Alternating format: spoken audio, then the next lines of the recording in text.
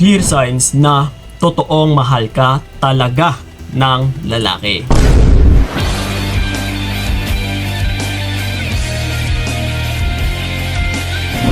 Yon. So ito mga utol, no, isisiwalat natin bilang isang lalaki din. No, kung ano yung mga senyales or clear signs, no? Clear as crystal or pure water na sadyang minamahal ka or kusa na totoong minamahal ka ng isang lalaki. So ito ngayon, isa-isahin natin kasi karamihan is nabubulagan din. Na yung buong akala talaga ng karamihan ng mga kababaihan ay totoong minamahal sila ng lalaki. So ngayon, once na i-analyze natin, no, yung about sa story or sa situation nila is bilang as lalaki ay dito lang din pala natin mapag-alaman na niloloko lang siya or ginagamit. Oh. Yes. Kasi mga utol, no, may mga kalalakihan din talaga na marunong magpanggap. Ito, mapababae, mapalalaki actually. Lalong-lalo na sa henerasyon natin sa ngayon na marunong or marami na talaga yung marunong magpanggap na nagpapakunwari na buong akala mo talaga is Santo Santino. Yung pala is may sungay pala kapag nakatalikod. Yes. So ito ngayon, no, para hindi na rin kayo mahihirapan kung totoong minamahal ka ba talaga ng lalaki o hindi. Okay? So ito, isa-isahin na natin. Huwag na nating papatagalin pa. Na yung una sa lahat is yung mag-invest para sa future. Okay? Tignan muna natin, no? Itanong mo muna ito sa iyong sarili or tignan mo muna yung sa situation ninyo sa ngayon. Nag-e-invest ba yung partner mo para sa future ninyo? Ang ibig kong sabihin dito is hindi porket nagpapalabas siya ng pera, kailangan ay titignan mo rin ito kung sa anong aspeto. Kasi may mga kalalakihan na nagpapalabas ng pera para lang maggamit yung isang babae. Tama? Yung iba nga dyan is nagbabayad para mag one night stand lang. So ito ngayon, kasi yung lalaki ay pwede talagang magpalabas ng pera din. Pero kailangan mong tignan kung para saan ito. Kung para nga ba sa future ninyo. Kasi kung sa ngayon, nang napalagi nga siya nagpapalabas ng pera sa kainan, no, or sa mga regalo, pero kung pagdating pala sa future ninyo is wala siyang nilalaan, no, kumbaga pa is may nilalaan siya na para sa future niya pero hindi pala para sa inyong dalawa. Oh, no. Kasi sa pagkain, sa paglabas, sa pagdate, sa mga regalo is madali lang po yan, kundi parang mga maliliit na bagay lang po yan, utol. Iba pa rin kasi kapag nag-e-invest yung isang lalaki, yung para talaga sa future ninyo. Yung tipong parang may maganda kang buhay, no? Na matatamasa sa kanya someday.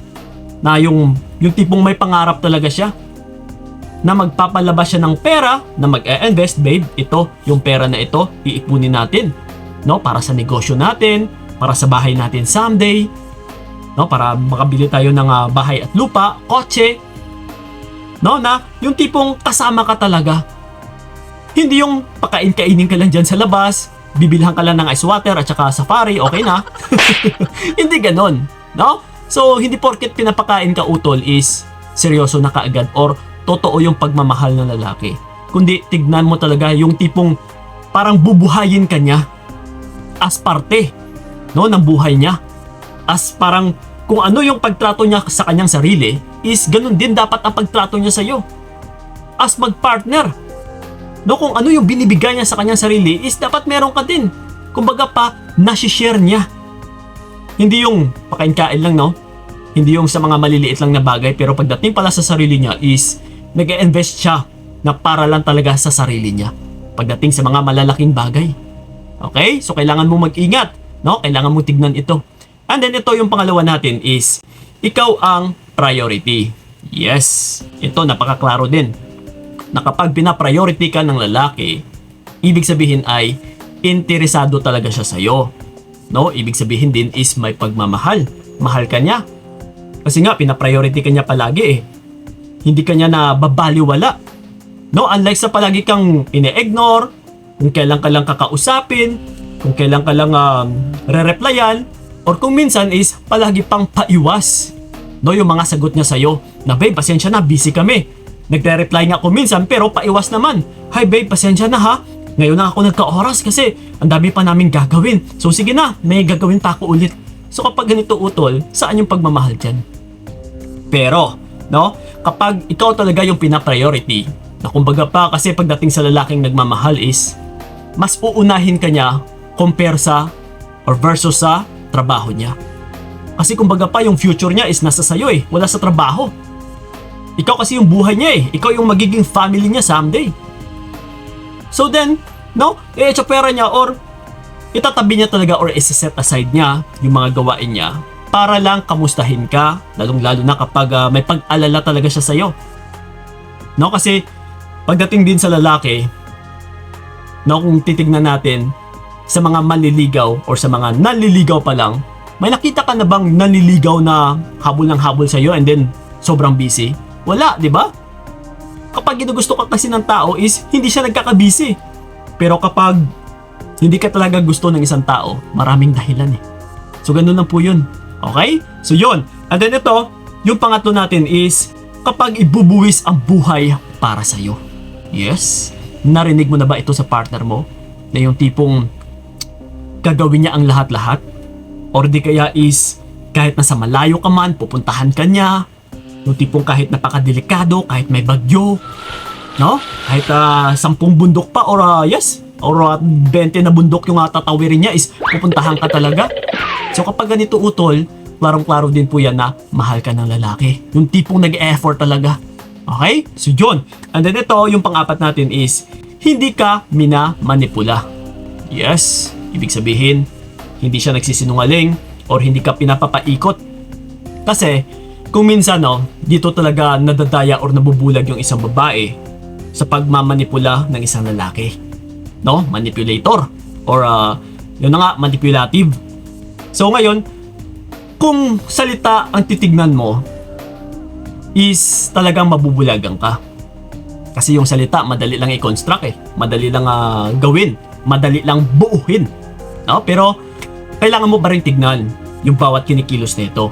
So, ang kailangan mong tignan utol, hindi yung salita niya, kundi yung marunong dapat siya makinig. Hindi yung panay siya kuda, no? Panay pasikat, panay pangako, na wala naman. Pero kapag nakikinig kasi yung isang lalaki, yung tipong marunong magpakumbaba, no? Naghihintay din sa magiging pasya mo, na nagpapasintabi. Yes, na kung ano yung gusto mong mangyari is yung tipong nakikinig kasi yung mga mahilig magmanipula ay hindi po yan marunong makinig.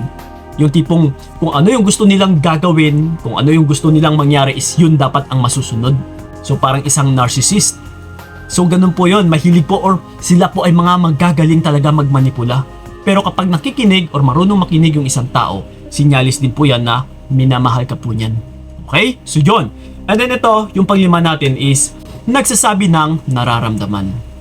Yes, babe, I love you. Or babe, I miss you.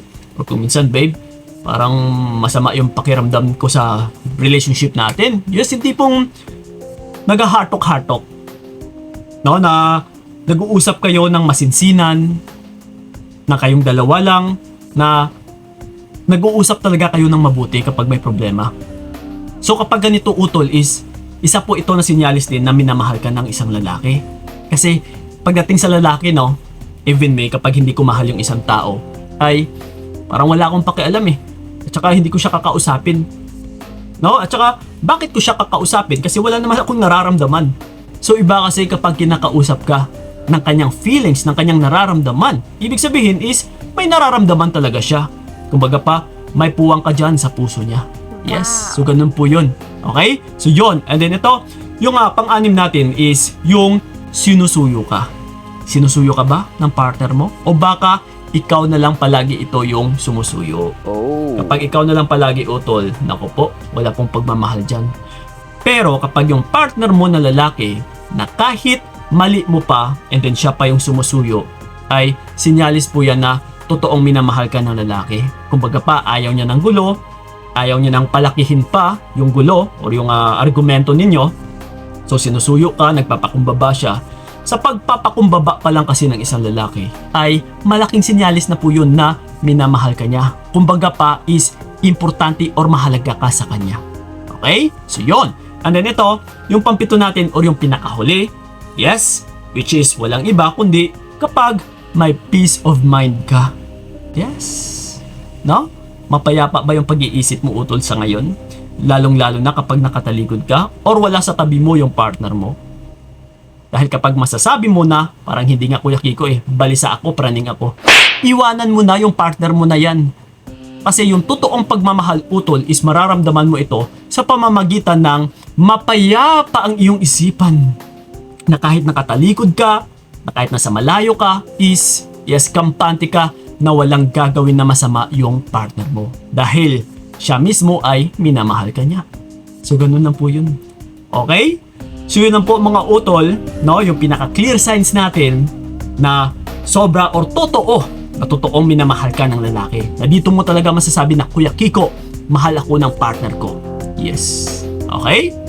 So yun lang po mga utol, sana'y nakatulong sa inyo yung video na ito, and then sa may mga katanungan man dyan, you can leave a comment na dyan sa ilalim, and then sasagutin namin yan, lalong-lalo na sa aming YouTube channel. Maraming salamat. So ingat kayo. God bless and babush! Binigay ko lahat para wala kang masabi. Kaya nga hindi ko